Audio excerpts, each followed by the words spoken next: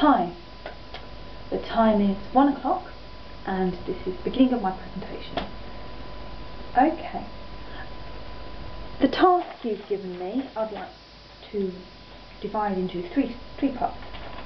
The first part I'd like to talk about the key criteria that you sent me and to explain what I understand by them. The second part I want to actually present. Okay, I'll start again. First part, key criteria. I want to explain what I understand by the key criteria. The second part I'd like to actually talk about the applications, who made them, who they are, what they want to achieve. The third part will be to look at how the criteria and the applications match up, and to make recommendations or comments about which ones I think should be considered more seriously and those that maybe should be disregarded. Okay. The third part, the key criteria. Okay, now the section that I've actually used is the first part, the key criteria. I haven't really looked at the assessment framework because I assume that happens at a later stage, but I've certainly it's been quite helpful in understanding the first part, and some parts overlap. Okay. The first criteria is that the application fulfills personal objectives. Now, what I understand by this is the objectives that we're considering are of the person making the application. So it's the applicant, what they want to achieve, be it self-development, increasing their skills, increasing their knowledge, sharing their knowledge, gaining qualification,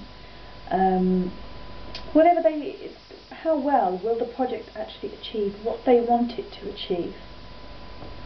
There might be a contradiction in that an applicant may want to further the cause of a sector of their society, but the project will actually not help that sector. They may not be aware of how best to do it, and that will come across.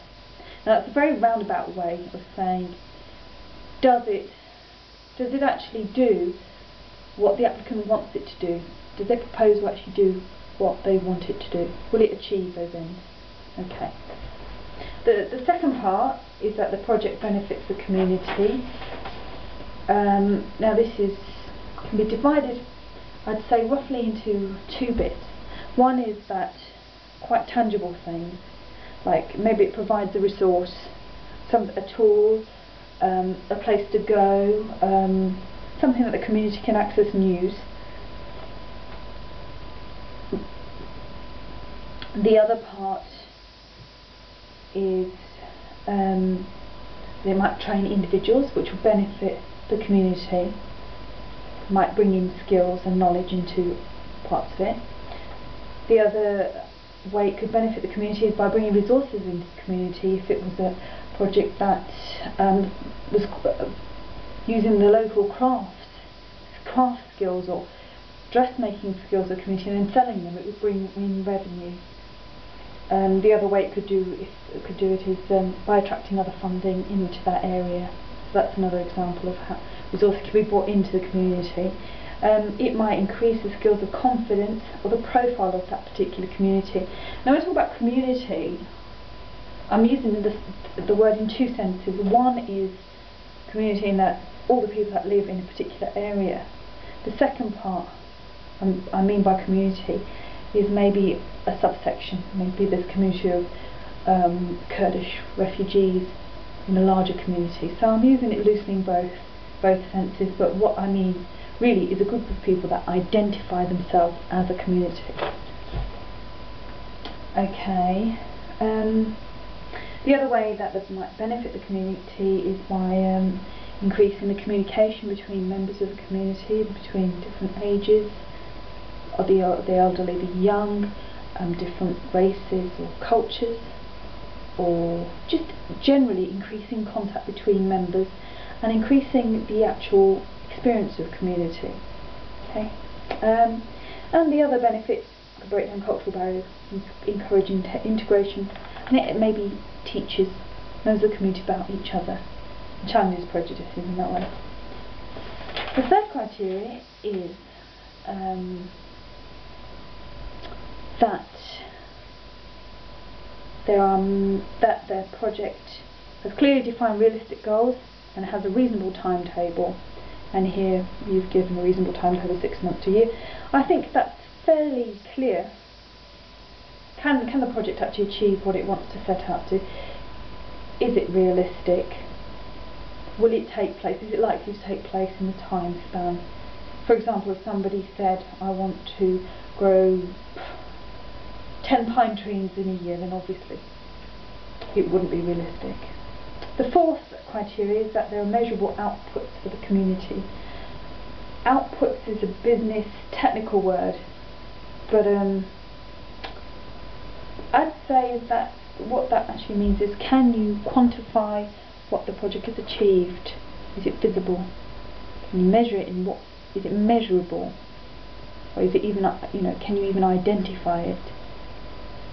Can you identify the effects of the project? That might not be as direct as with like building a house or building a shed or building a garden. It might be that some members of that community have actually joined another club or started going to a youth centre. That would be a measurable output of integration, for example. Not always obvious, but there needs to be quite clear things that can be defined.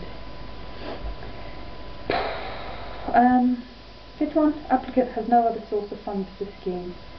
That is demonstrating an awareness that there are other sources of funding, and that also that this grant is specific. It's not general, it's for a specific purpose and for a specific group of people. Six, that the work where the community reduces barriers of exclusion and or improves quality of life, or improves communication and understanding. Barriers of exclusion, very broad category to do with social deprivation or cultural isolation. The quality of life of community members, very broad. Could be something as simple as improves an aspect of the state, and that it's cleaner, picking up litter, to actually reducing friction and tension and aggression in a particular way, so that community members aren't threatened. And communication understanding is again contact between members of the community. So that's what I understand by the key criteria.